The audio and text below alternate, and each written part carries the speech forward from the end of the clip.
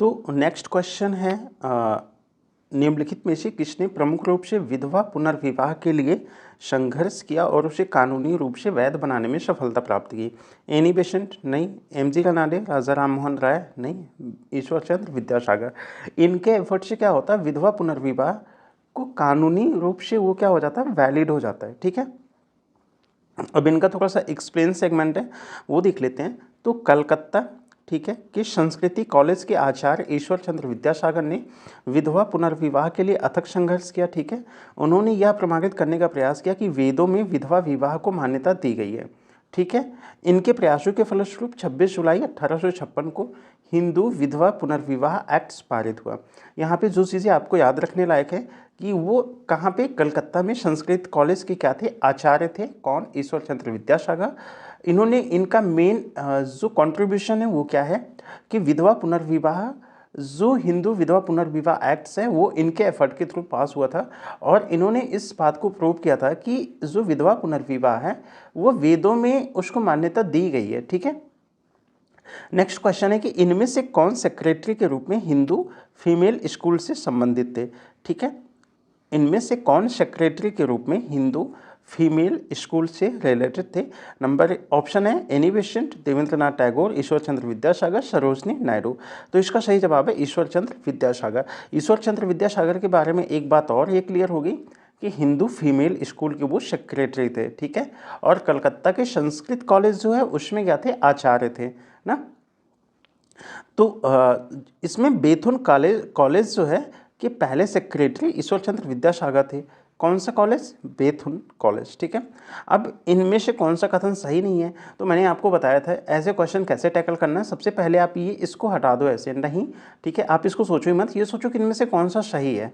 ठीक है, तो जब मेन बात ये आती है कि सन 1829 में विलियम वेंटिक ने सती प्रथा को कानून द्वारा अपराध घोषित कर दिया था। ठीक है, ये बात सही है ना। सन 1856 में सरकार ने कानून बनाया जिसके अनुसार हिंदू विधवाएं पुनर्विवाह कर सकती थी। ठीक है, सन 1875 में स्वामी दयानंद सरस्वती द्वारा आर्य समाज की स्थापना की गई। ठीक है, राजा राममोहन राय द्वारा सती प्रथा, राजा राममोहन राय सती प्रथा के समर्थक थे? नहीं, ये बिल्कुल गलत बात है, वो सती प्रथा के विरोध में थे। ठीक है, और इन्हीं की एफर्ट से जो 1829 में विलियम वेंटिक ने सती प्रथा का कानून पास किया था जिसमें उसे अपराध घोषित किया गया था, किसको, सती प्रथा को। तो देखो यहाँ पे 3 फैक्ट्स हैं जो कि एमपीपीएससी का क्वेश्चन है, एमपीपीसीएस का है ना। तो इसमें कुछ फैक्ट्स, सॉरी कुछ फैक्ट्स को इन्होंने कंपाइल कर दिया है। मतलब 18, ये वाला आप इसको देखो, 1829 में विलियम बेंटिक ने सती प्रथा को कानून द्वारा अपराध घोषित किया। 1856 में सरकार ने कानून बनाया जिसके अनुसार हिंदू विधवाएं पुनर्विवाह कर सकती थी। 1875 में स्वामी दयानंद सरस्वती द्वारा आर्य समाज की स्थापना की गई। ठीक है, अब यहाँ पे कुछ फैक्ट्स है इसके बारे में। राजा राममोहन राय ने सती प्रथा का प्रबल विरोध किया, यह उन्हीं के प्रयासों की फलता कि 1829 के 17वें नियम, रूल नंबर 17 ना, ठीक है, के अनुसार विधवाओं को जीवित जलाना बंद कर दिया गया और न्यायालयों को आज्ञा दी गई कि वे ऐसे मामलों में सदोष मानव हत्या के लिए मुकदमा चलाएं और दोषियों को दंडित करें। 1847 के एक्ट 5 ने किस बात को गैर कानूनी बना दिया? जो 1843 का एक्ट है, एक्ट 5 ने किस बात को गैर कानूनी बना दिया? ठीक है, तो पहला बाल विवाह है, शिशु विवाह, सती, गुलामी। तो इसका सही जवाब है गुलामी। ठीक है, ये यूपीपीएससी में, यूपीपीसीएस में पूछा गया है। तो 1843 का जो एक्ट है, एक्ट नंबर 5 ने किस बात को गैर कानूनी बना दिया? ठीक है, तो ये होता है कौन सा, गुलामी। लॉर्ड एलन बैरो के काल में, मतलब इस टाइम पीरियड किसका था? लॉर्ड एलन बैरो का। 1843 के एक्ट्स 5 ने गुलामी मीन्स दास्ता जिसे कहते हैं को गैर कानूनी बना दिया।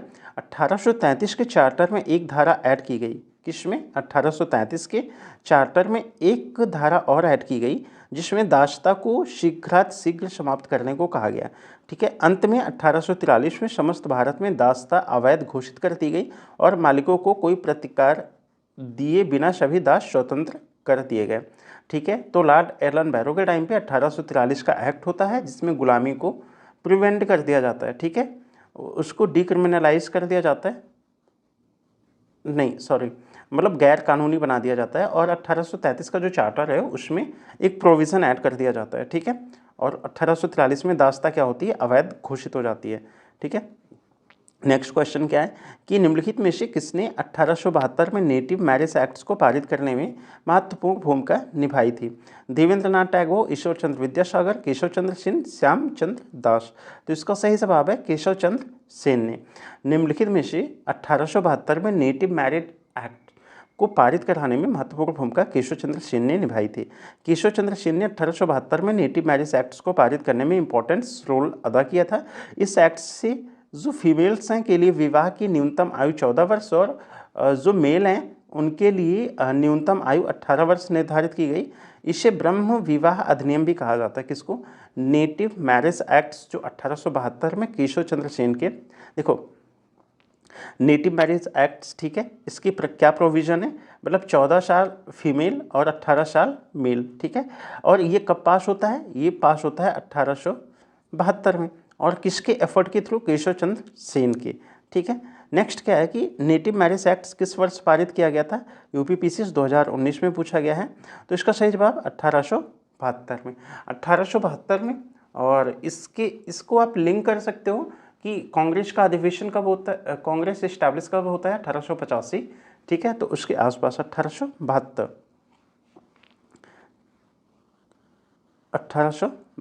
में, ठीक है। नेटिव मैरिज एक्ट्स किसकी मदद से? केशव चंद्र सेन की मदद से। 14 और 18 साल फीमेल के लिए, 18 साल मेल के लिए मैरिज की मिनिमम एज कर दी गई। अब इसके बाद नेक्स्ट क्वेश्चन आता है कि बाल विवाह प्रथा को नियंत्रित करने हेतु 1872 बाल विवाह मीन्स चाइल्ड मैरिज को नियंत्रित करने हेतु 1872 के सिविल मैरिज एक्ट्स ने लड़कियों के विवाह की न्यूनतम उम्र निर्धारित की, ठीक है। कितना वर्ष? 14 वर्ष, ठीक है। ये 1872, ठीक है। अब इसमें देखते हैं क्या है, एक बार इसको 1872 में एक कानून द्वारा, जिसे प्राय नेटिव या सिविल मैरिज एक्ट्स कहते हैं, 14 वर्ष से कम आयु की कन्याओं तथा 18 वर्ष से कम आयु के लड़कों का विवाह वर्जित कर दिया गया तथा बहुपत्नी प्रथा भी समाप्त कर दी गई, ठीक है। 1872 का जो नेटिव या सिविल मैरिज एक्ट था। इसके उपरांत यह हिंदू, मुस्लिम एवं अन्य मान्यता प्राप्त धर्मावलंबियों पर लागू नहीं होता था और इसका भारतीय समाज पर कोई विशेष प्रभाव नहीं हुआ। एक पारसी सुधारक B.M. मालवरी के प्रयत्नों के फलस्वरूप सम्मति आयु अधिनियम 1891 एज ऑफ कंसेंट एक्ट पारित किया गया, जिसमें 12 वर्ष से कम आयु की कन्याओं के विवाह पर प्रतिबंध लगा दिया गया। एज ऑफ कंसेंट एक्ट जो है 1891 का बाल गंगाधर तिलक ने विरोध किया था। बाल गंगाधर तिलक ने विरोध किया था किसका? एज ऑफ कंसेंट एक्ट का, जो कि 1891 में पास हुआ था, ठीक है। इसमें क्या प्रोविज़न दिया गया था कि 12 वर्ष से कम एज की जो कन्याएं हैं उनके विवाह पे प्रतिबंध लगा दिया गया था, ठीक है। अब इसके बाद हम आते हैं नेक्स्ट पे। 1853 में जन्मे ये पश्चिमी भारत के पारसी थे, ठीक है। इंडियन स्पेक्टेटर और वॉइस ऑफ इंडिया के संपादक थे। ये एक समाज सुधारक और सम्मति आयु अधिनियम 1891 के पक्ष में संघर्षरत थे, ठीक है। तो इनमें से कौन है?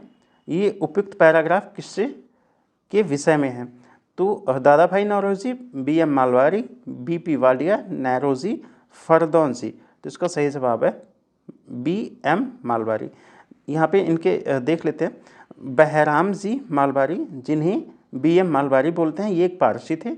इन्होंने इंडियन स्पेक्टेटर तथा वॉइस ऑफ इंडिया का संपादन किया। ये सम्मति आयु अधिनियम एज ऑफ कंसेंट एक्ट 1891 के प्रबल पक्षधर थे। इस अधिनियम के द्वारा जो कन्याएं या फीमेल्स हैं, लड़कियों के विवाह की न्यूनतम आयु 12 वर्ष कर दी गई। बाल गंगाधर तिलक ने इस अधिनियम का विरोध किया, ठीक है। तो यहाँ पे कुछ फैक्ट्स हैं, जैसे बहराम या B.M. मालवारी जिसे बोलते हैं ना, B.M. मालवारी जी, इन्होंने Indian Spectator voice of India का संपादन किया। एज ऑफ कंसेंट एक्ट के प्रबल समर्थक थे। इसके तहत 12 वर्ष मिनिमम एज कर दी गई किसकी? फीमेल की। और बाल गंगाधर तिलक इस एक्ट के विरोध में थे। शारदा अधिनियम के अंतर्गत जो फीमेल्स एवं मेल्स की विवाह की न्यूनतम आयु क्रमशः निर्धारित की गई थी। तो इसका सही जवाब है 14 और 18। जो शारदा एक्ट है उसके थ्रू जो फीमेल हैं उनकी मिनिमम एज 14 कर दी गई थी, मतलब 14, और जो मेल्स हैं उनकी एज कितनी कर दी गई थी? 18, ठीक है। अब इसके बारे में डिटेल देख लेते हैं। तो वर्ष 1929 में अजमेर निवासी एवं न्यायाधीश डॉक्टर हरविलास शारदा के प्रयत्नों से एक बाल विवाह निषेध कानून बन पाया। कब? 1929 में। और 1929 में क्या होता है? लाहौर अधिवेशन भी होता है। लाहौर अधिवेशन क्यों इम्पोर्टेंट है? प्लीज़ अगर आपको पता है तो आप कमेंट सेक्शन में शेयर कीजिए, जिससे ना केवल आपका रिकॉल होगा और सारे लोग जो हैं उनको भी हेल्प मिलेगी। अगर नहीं पता तो गूगल कीजिए, ठीक है? या तो फिर आगे की सीरीज़ का वेट कीजिए, आगे तो हम डिटेल में कवर करेंगे ना। तो 1829 में अजमेर निवासी एवं न्यायाधीश डॉक्टर हरविलास शारदा के प्रयत्नों से एक बाल विवाह निषिद्ध कानून बन पाया। उन्हीं के नाम पर इसे शारदा एक्ट्स कहा जाता है। इस अधिनियम के द्वारा जो फीमेल्स हैं उनके विवाह शादी की न्यूनतम एज क्या है? 14, और जो मेल्स हैं उनके शादी की एज क्या है? 18 साल। ये 14 है, ये 18 है, ठीक है? शारदा एक्ट्स के थ्रू। शारदा एक्ट संबंधित है, किससे रिलेटेड है? ठीक है, तो बाल विवाह प्रतिबंध से ना, मतलब वो 14 साल एज करता है फीमेल की और 18 साल मेल की। अब इसके बाद ये उत्तराखंड पीसीएस में पूछा गया था। थियोसॉफिकल सोसाइटी की स्थापना किसने की थी? ठीक है, मैडम HP ब्लाउटस्की। ठीक है, किसने? थियोसॉफिकल सोसाइटी की स्थापना किसने की थी? Madam HP ब्लाउटस्की। ठीक है, नेक्स्ट क्या है? नेक्स्ट क्वेश्चन के अच्छा इसके बारे में डिटेल है, थोड़ा सा इसको देख लेते हैं। थियोसॉफिकल सोसाइटी की स्थापना एक रूसी महिला मैडम HP ब्लाउटस्की, अमेरिकी सैनिक अधिकारी कर्नल अल्काट विलियम क्वान, जज एवं अन्य द्वारा 1875 में न्यूयॉर्क में की गई। किसकी स्थापना? थियोसॉफिकल सोसाइटी की। कहाँ पे? न्यूयॉर्क में 1875 में। कौन कौन? ब्लाउटस्की, अमेरिकी सैनिक अधिकारी कर्नल अल्काट, विलियम क्वान, जज ने की। इस सोसाइटी के संस्थापक 1882 में मद्रास के पास अड्यार नामक स्थान पर सोसाइटी का हेडक्वार्टर स्थापित किया, जो बाद में इसका इंटरनेशनल हेडक्वार्टर बना, अंतर्राष्ट्रीय कार्यालय बना। इसका मुख्य उद्देश्य प्राचीन हिंदू धर्म में लोगों के आत्मविश्वास को जगाना और इंक्रीज करना, धर्म को समाज सेवा का मुख्य आधार बनाना था। जबकि राजा राम मोहन राय 1828 में ब्रह्म समाज एवं स्वामी विवेकानंद द्वारा 1897 ईस्वी में रामकृष्ण मिशन की स्थापना की गई।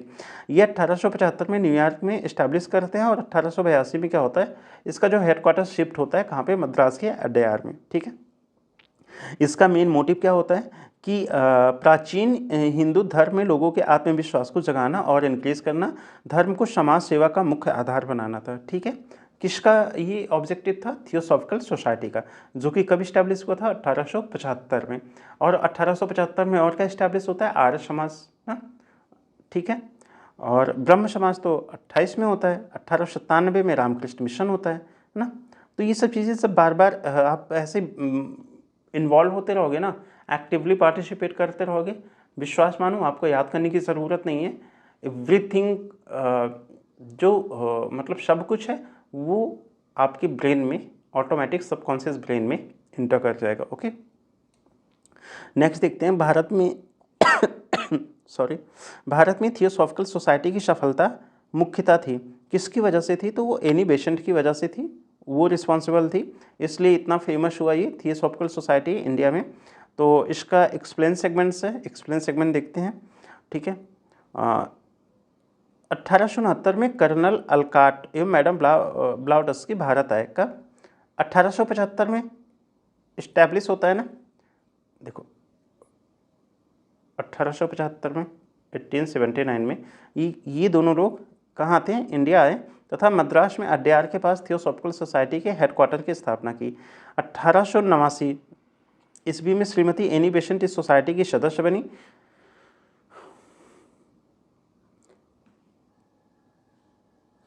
1889 में श्रीमती एनी बेसेंट इस सोसाइटी की मेंबर बनती हैं। किसकी? थियोसॉफिकल सोसाइटी की। 1893 में भारत आकर उन्होंने सोसाइटी के लिए सर्वाधिक एक्टिवली सक्रिय भूमिका निभाई। श्रीमती एनी बेसेंट ने प्राचीन हिंदू धर्म को विश्व का अत्यधिक गूढ़ एवं आध्यात्मिक धर्म माना। थियोसॉफी या ब्रह्म विद्या हिंदू धर्म के आध्यात्मिक दर्शन और कर्म सिद्धांत तथा आत्मा के पुनर्जन्म के सिद्धांत का समर्थन करती थी। इसी वजह से एनी बेसेंट भारतीय लोगों को इससे जोड़ सकी, जो इसकी सफलता का मुख्य कॉज था। ठीक है, अब निम्नलिखित में से कौन सा सुमेलित नहीं है? ठीक है, तो राजा राम मोहन राय ये ब्रह्म समाज, Swami Dayanand Saraswati Arya Samaj, Swami Vivekananda Ramakrishna mission, Mahadev Govind Ranade theosophical society, ये सुमेलित नहीं है, ये तो सुमेलित है, ये तीनों सुमेलित है। महादेव गोविंद रनाडे थियोसॉफिकल सोसाइटी नहीं है, ठीक है। महादेव गोविंद रनाडे थियोसॉफिकल सोसाइटी से नहीं बल्कि प्रार्थना समाज से रिलेटेड थे, ठीक है, और जिसके संस्थापक आत्माराम पांडुरंग थे, ठीक है। थियोसॉफिकल सोसाइटी से रिलेटेड कौन था? Annie Besant. अब सूची एक और सुमेलित सी, ठीक है, इसमें से प्रयोग करते हुए सही उत्तर का चयन करना है। तो प्रार्थना समाज राजा राम मोहन राय नहीं, ब्रह्म, अच्छा इसको मैच करना, ओह अच्छा ऐसे मैच करना है। तो प्रार्थना समाज से रिलेटेड कौन है? ब्रह्म समाज से, ठीक है, राजा राम मोहन राय। आर्य समाज से कौन है? आर्य समाज से दयानंद सरस्वती। रामकृष्ण मिशन से विवेकानंद। और प्रार्थना समाज से रनाडे ना। तो बस यही है, निम्न में से कौन सुमेल नहीं है, ठीक है। तो theosophical society Annie Besant, Ramakrishna mission Swami Ramakrishna Paramahamsa ये नहीं, ठीक है। ब्रह्म समाज, ठीक है, सही है। आर्य समाज दयानंद सरस्वती।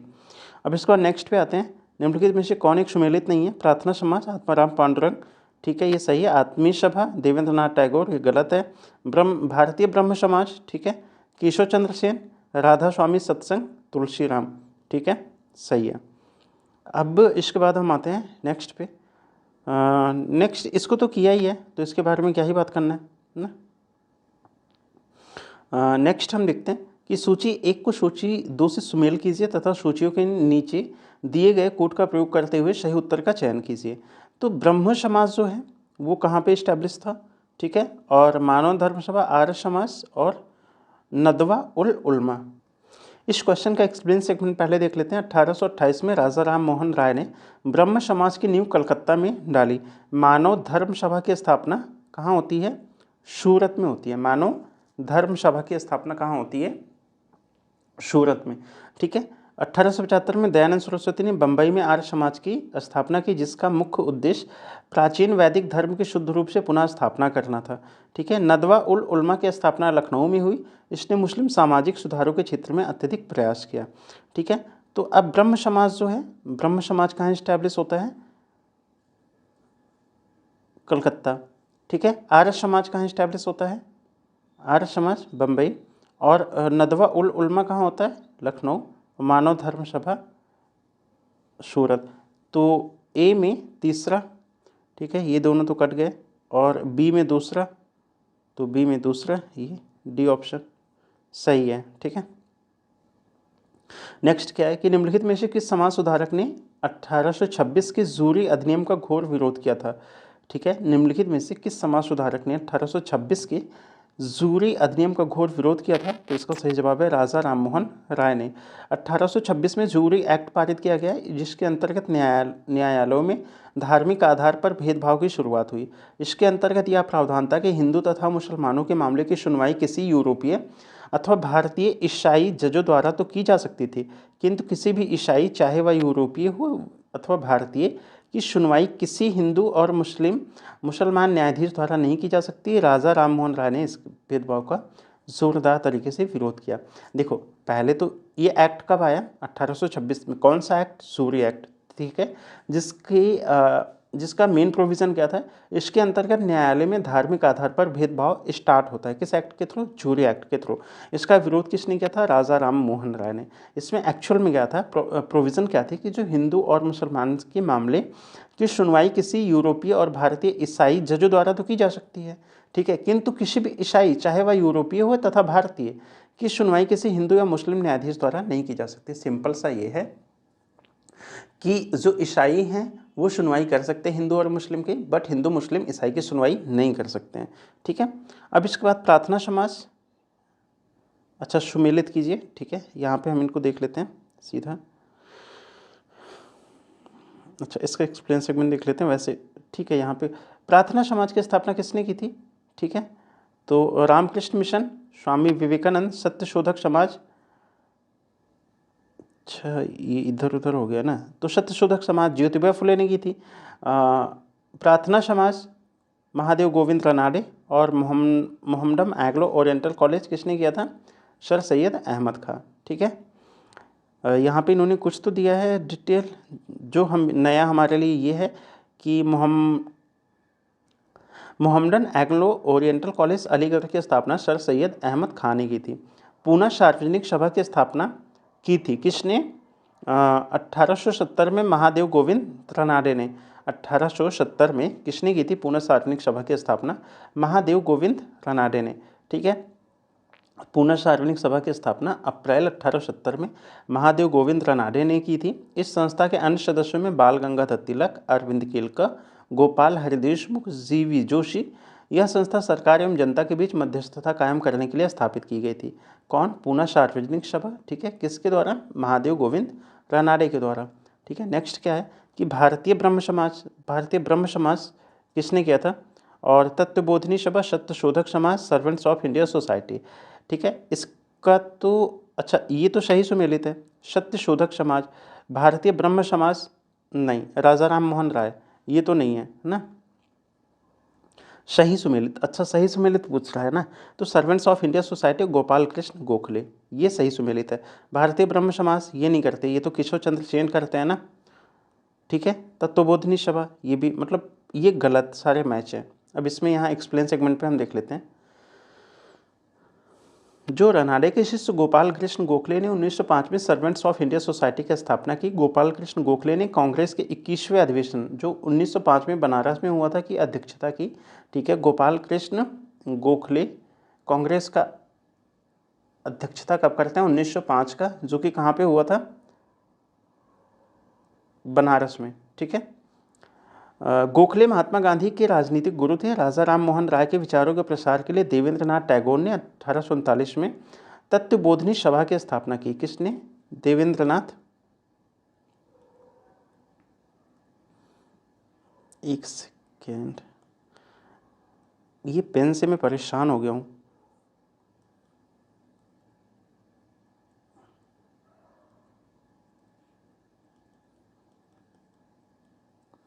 देवेंद्रनाथ टैगोर। ठीक है, ने 1839 में तत्वबोधिनी सभा की स्थापना की या को इस्टेब्लिश किया। 1865 ईस्वी के बाद केशव चंद्र सेन मौलिक ब्रह्म समाज से अलग हो गए और समाज की एक नई शाखा का संगठन किया, भारतीय समाज। ठीक है, और सत्यशोधक समाज के संस्थापक ज्योतिबा फुले थे, जिन्होंने गुलामगिरी नामक पुस्तक लिखी। ठीक है, MC सीतलवाड़, BN राव तथा अल्लादी कृष्णा स्वामी अय्यर प्रख्यात सदस्य थे। किसके? तो सर्वेंट्स ऑफ इंडिया सोसाइटी के। MC सीतलवाड़। ठीक है, कौन कौन? MC सीतलवाड़, BN राव, अल्लादी कृष्ण स्वामी अय्यर किसके मेंबर थे? सर्वेंट्स ऑफ इंडिया सोसाइटी के। ठीक है, 1905 में इस्टेब्लिश होता है। पूना में गोपाल कृष्ण गोखले ने भारत सेवक मंडल, सर्वेंट्स ऑफ इंडिया। ठीक है, भारत सेवक मंडल ये भी आ जाएगा, याद रखना। इसका इंग्लिश वर्जन और हिंदी वर्जन भी याद रखना, क्योंकि दोनों में से वो कुछ भी पूछ लेते हैं। ठीक है, जिसका उद्देश्य भारत सेवा के लिए प्रचारक तैयार करना था और संवैधानिक रूप से भारतीय जनता के सच्चे हितों को प्रोत्साहन देना था। इस मंडल ने V Srinivas Shastri, GK Deodhar, NM Joshi, Pandit Hridaynath Kunzru जैसे महान समाज सेवक पैदा किए। MC सीतलवाड़, BN राव, अल्लादी कृष्णा स्वामी अय्यर इसके प्रख्यात सदस्य थे। गोपाल कृष्ण गोखले द्वारा Bharatiya Sevak Mandal means servants of India society का गठन कब किया, की स्थापना कब की गई? 1905 में।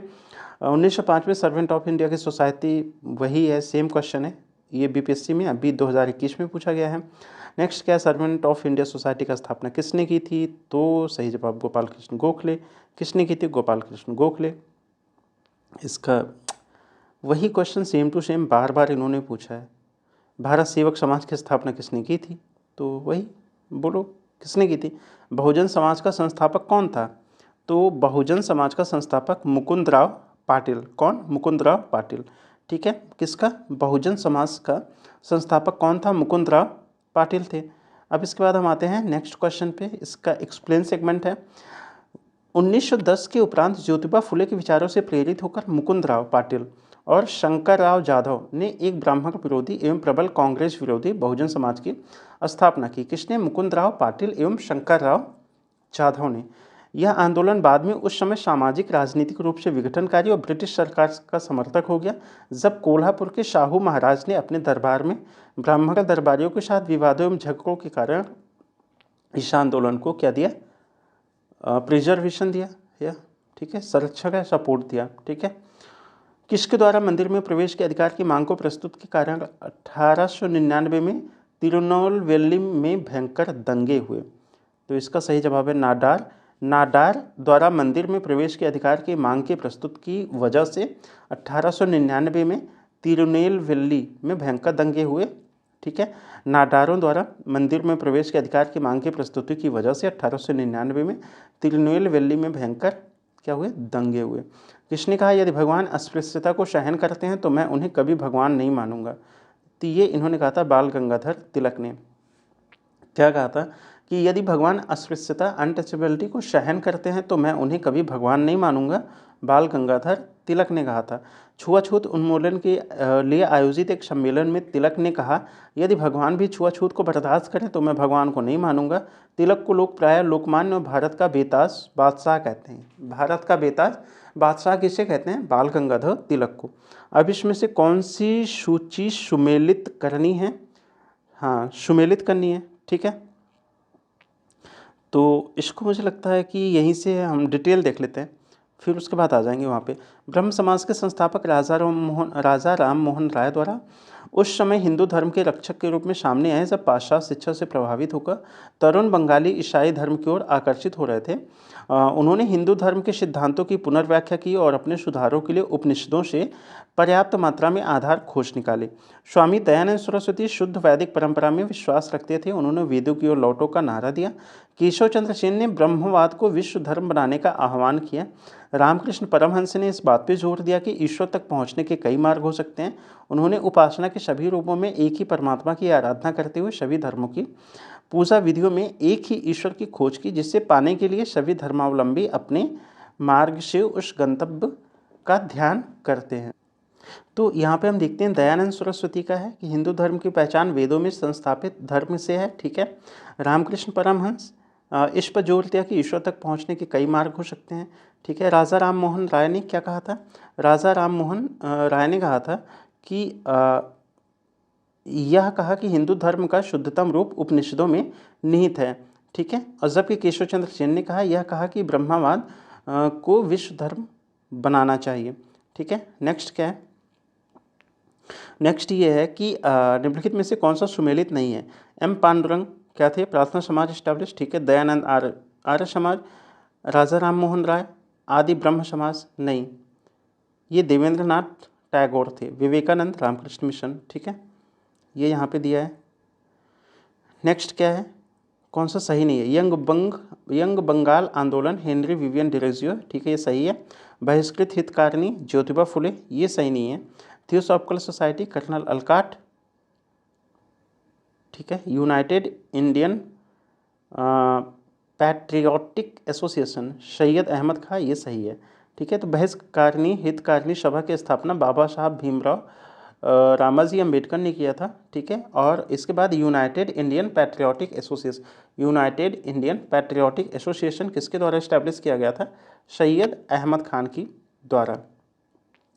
अब इसमें से हमें सही का चुनना है। ठीक है, मैचिंग वाले हैं ये। अब वो मैचिंग वाले में तो फिर हम इसको यहीं देख लेते हैं ना। तो जो डी के कार्वे हैं सचिव विडो रीमैरिज एसोसिएशन के। ठीक है, कौन? डी के कार्वे सचिव हैं किसके? विडो रीमैरिज एसोसिएशन के। ठीक है, उसके बाद नेक्स्ट जो है वो बिथुन है, GED बिथुन। कलकत्ता में कन्या विद्यालय की स्थापना किसने? बिथुन ने। ईश्वर चंद्र विद्यासागर कलकत्ता में संस्कृत कॉलेज के प्राचार्य।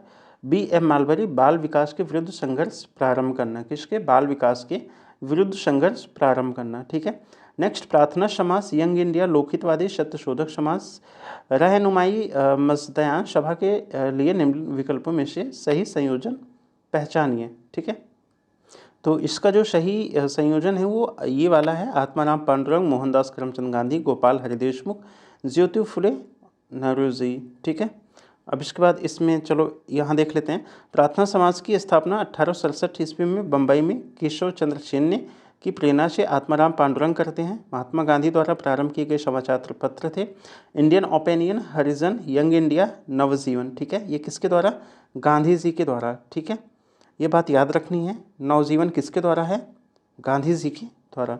महाराष्ट्र के समाज सुधारक गोपाल हरि देशमुख लोकहितवादी के रूप में प्रख्यात थे। 1873 में सत्यशोधक समाज की स्थापना ज्योतिबा फुले ने की थी। 1851 में नौरोजी फुरदोनजी ने अन्य पारसी सहयोगी के साथ रहनुमाई मज दयाशन सभा की स्थापना की। ठीक है, अब नेक्स्ट पे हम बात करते हैं कि कौन सा एक सही सुमेलित है। ठीक है, तो ये सुमेलित है सनातन धर्म रक्षणी सभा, कहाँ पे थी? कलकत्ता में थी। ठीक है, भारत धर्म महामंडल कहाँ था? भारत धर्म महामंडल हरिद्वार में इस्टेब्लिश था। ठीक है, भारत धर्म महामंडल। देव समाज लाहौर में, राधा स्वामी सत्संग आगरा में। देव समाज लाहौर में, राधा स्वामी सत्संग आगरा में। भारत धर्म महामंडल हरिद्वार में। सनातन धर्म रक्षणी सभा, सनातन धर्म रक्षणी सभा कलकत्ता में। ठीक है, अब नेक्स्ट क्या है? निम्नलिखित समाज सुधारकों में से कौन संस्कृत भाषा में प्रवीणता के लिए जाना जाता था? तो दयानंद सरस्वती, ईश्वर चंद्र विद्यासागर, राजा राम मोहन राय। तो इसमें से सब सही है, मतलब ये तीनों जाने जाते थे किसके लिए? संस्कृति भाषा में प्रवीणता के लिए। दयानंद सरस्वती, ईश्वर चंद्र विद्यासागर, राजा राम मोहन राय ने अंग्रेजी शासन के दौरान भारत में धार्मिक सामाजिक सुधार हेतु अनथक प्रयत्न किए। तीनों ही संस्कृत भाषा में प्रवीण थे। ठीक है, नेक्स्ट क्या है? नेक्स्ट क्वेश्चन है कि ब्रह्म समाज एकेश्वरवाद का समर्थन करता था। ठीक है, आर्य समाज ने शिक्षा के विकास में योगदान दिया। ठीक है, रामकृष्ण मिशन की स्थापना स्वामी विवेकानंद ने की। ठीक है, तो इसका सही ऑप्शन है ए। इसमें डिटेल में बात हो चुकी है, अब इसका एक्सप्लेन पढ़ने का ज़रूरत नहीं है। भारत में नारी आंदोलन इसकी प्रेरणा से स्टार्ट हुआ। ठीक है, तो वो किसके? ज्योतिबा फुले के। सरोजनी नायडू एनिबेशन, ठीक है, ये सब थे, लेकिन ये ज्योतिबा फुले की वजह से रियल में स्टार्ट हुआ। ठीक है, हाँ, अब इसके बाद यहाँ पे देख लेते हैं कुछ प्रोविज़न, शायद कुछ खास हो। यहाँ पे कहते हैं कि अच्छा देख लेते हैं। ज्योतिबा फुले मानते थे कि महिलाओं एवं दलितों का उत्थान करके ही सामाजिक बुराइयों को दूर किया जा सकता है। 1848 में इन्होंने लड़कियों के लिए एक स्कूल खोला। यह लड़कियों के लिए भारत का प्रथम स्कूल था। आधुनिक भारत में महिला आंदोलन की प्रेरणा स्रोत रमाबाई रनाडे रही। ठीक है, जो कि इनकी वाइफ थी। किसकी वाइफ थी? ज्योतिबा फुले की।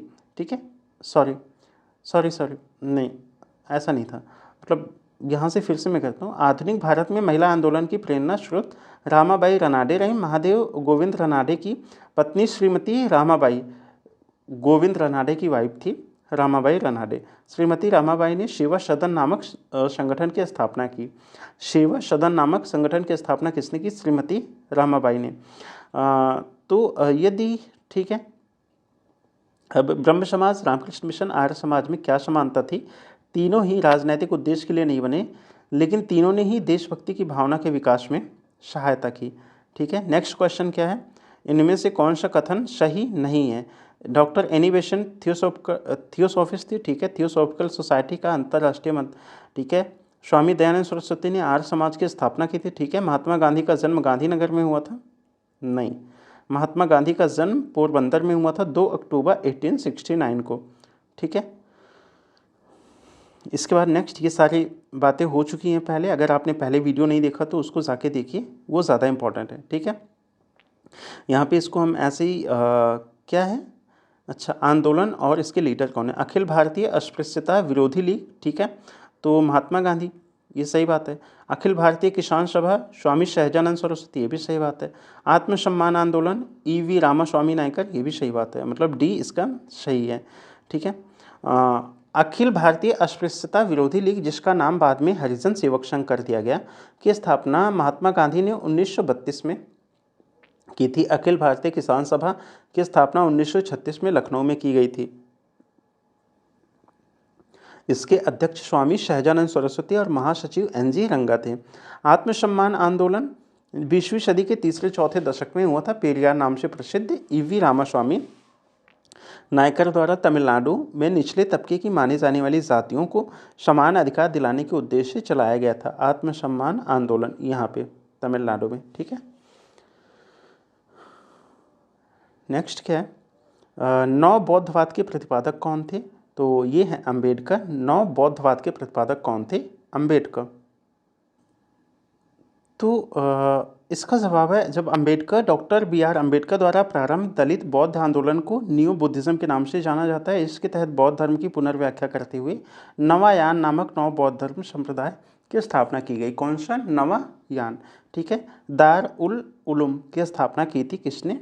मौलाना शिबली नुमानी ने। किसने? मौलाना शिबली नुमानी ने दार उल उलूम की स्थापना की थी। किसने? शिबली नुमानी ने। दार उल उलूम नदवातुल उलमा जो सामान्यतः दार उल उलूम नाम से जाना जाता है की स्थापना 1898 में लखनऊ में की थी। इसकी स्थापना नदवतुल उलमा द्वारा की गई थी। किसके द्वारा? नदवतुल उलमा द्वारा की गई थी। नदवतुल उलमा का गठन 1893 में कानपुर में अलीगढ़ के मौलाना लुत्फुल्लाह साहब की अध्यक्षता में किया गया था, जिसके संस्थापक में मौलाना शिबली नुमानी शामिल थे। शिबली नुमानी के परामर्श पे नवदातुल उलमा की स्थापना लखनऊ में की गई थी। शिबली नुमानी दार उल उलूम के प्रमुख शिक्षक थे। देवबंद आंदोलन यूपी या संयुक्त प्रांत जिसे बोलते थे में किस वर्ष प्रारंभ हुआ था? ठीक है, तो इसका सही जवाब है 1866। ठीक है, कौन सा आंदोलन? देवबंद आंदोलन। देवबंद आंदोलन देवबंद आंदोलन की शुरुआत हुज्जत अल इस्लाम इमाम मोहम्मद कासिम अल ननैतवी द्वारा 1866 में देवबंद यूपी में दार उल उलूम की स्थापना के साथ हुई। इसके सह संस्थापक रशीद अहमद गंगोही, सैयद अहमद आबिद, जुल्फ़िकार अली थे। फैराजी आंदोलन कब स्टार्ट हुआ था? ठीक है, तो नहीं, शुरुआत किसने की थी? हाजी शरीयतुल्लाह ने। फैराजी आंदोलन किसने स्टार्ट किया था? हाजी शरीयतुल्लाह ने। ठीक है, तो फैराजी आंदोलन बंगाल के फरीदपुर के हाजी शरीयतुल्लाह द्वारा चलाए गए संप्रदाय के अनुयायी थे। ये लोग अनेक धार्मिक, सामाजिक तथा राजनैतिक आमूलचूल परिवर्तन का प्रतिपादन करते थे। शरीयतुल्लाह के पुत्र दादू मियाँ ने बंगाल से अंग्रेज़ों को निकालने की योजना बनाई। अंत में संप्रदाय के अनुयायी बहावी दल में सम्मिलित हो गए। किसके? फैराजी के। 1924 का बंगाल का तारकेश्वर आंदोलन निम्नलिखित में से किसके विरुद्ध था? ठीक है, जो 1924 में बंगाल में तारकेश्वर आंदोलन होता है वो किसके विरुद्ध था? ठीक है, तो वो मंदिरों में भ्रष्टाचार के विरुद्ध था। ठीक है, वर्ष 1924 में बंगाल के तारकेश्वर शिव मंदिर के भ्रष्ट महंत के विरुद्ध तारकेश्वर आंदोलन चला था। महंत पर एक स्त्री के साथ अवैध संबंध तथा मंदिर के धन की दुरुपयोग जैसे आरोप लगे थे। हाली पद्धति किससे संबंधित है? तो ये बंधुआ मजदूर से रिलेटेड है। ठीक है, कौन सी पद्धति? हाली पद्धति। हाली पद्धति बंधुआ मजदूर और बंधुआ मजदूरी से संबंधित है। हाली पद्धति के अंतर्गत बारदोली क्षेत्र में काली पराग जनजाति के लोगों को उच्च जातियों के यहाँ पुश्तैनी मजदूर के रूप में कार्य करना होता था। ठीक है, नेक्स्ट क्वेश्चन क्या है कि निम्नलिखित नेताओं में से किसने क्रांतिकारी संगठन अभिनव भारत समाज की स्थापना की थी? तो इसका सही जवाब है विनायक दामोदर सावरकर। कौन? विनायक दामोदर सावरकर। विनायक दामोदर सावरकर और उनके भाई गणेश दामोदर सावरकर ने मित्र मेला नामक संगठन इस्टेब्लिश किया था, जिससे 1904 में नासिक में वीडी सावरकर ने नाम परिवर्तित कर अभिनव भारत यंग इंडिया सोसाइटी नामक क्रांतिकारी संगठन के रूप में इस्टेब्लिश किया।